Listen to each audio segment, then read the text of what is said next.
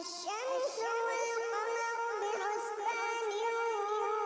والنجم والشجر يسجدان والسماء رفعها ووضع الميزان ألا تطغوا في الميزان وأقيموا الوزن بالقسط ولا تخسروا الميزان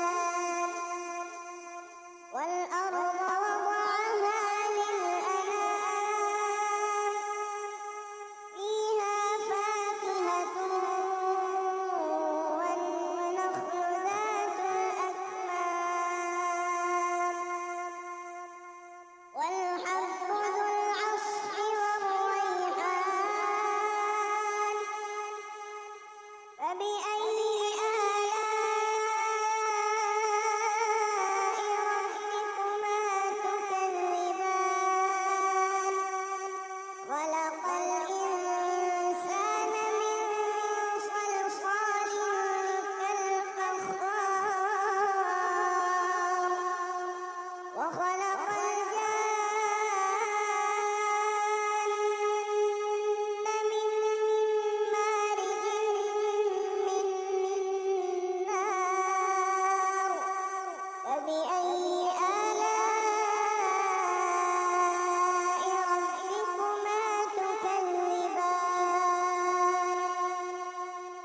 رب المشرقين ورب المغربين فبأي آلاء ربكما تكذبان مرج البحرين يلتقيان بينهما برزخ لا يبغيان فبأي آلاء ربكما تكذبان يخرج منهما اللؤلؤ والمرجان فبأي آلاء ربكما تكذبان وله الجوار المنشآت في البحر كالأعلام فبأي آلاء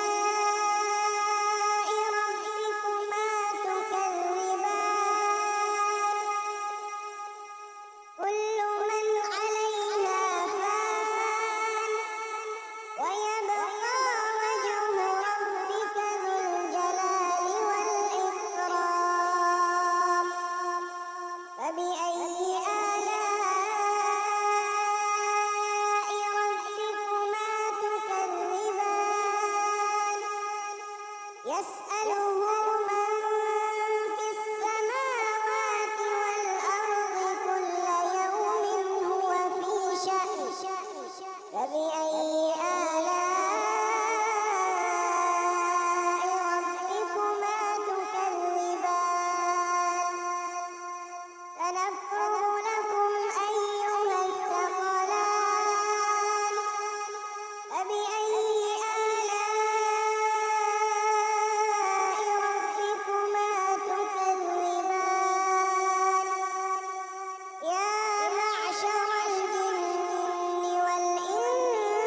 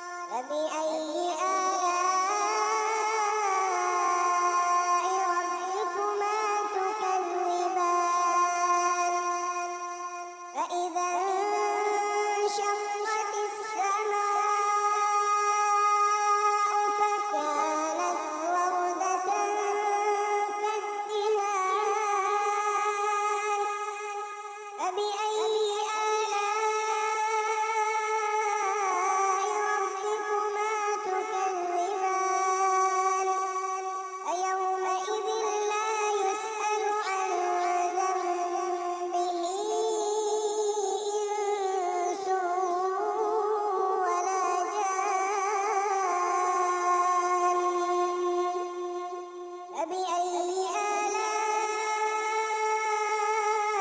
ربكما تكذبان يعرف المجرمون بسيماهم فيؤخذ بالنواصي والأقدام فبأي آلاء ربكما تكذبان هذه جهنم التي يكذب بها المجرمون يطوفون بينها وبين حميم آن فبأي آلاء ربكما تكذبان ولمن خاف مقام ربه جنتان فبأي آلاء ربكما تكذبان ذواتا أفنان فبأي آلاء ربكما تكذبان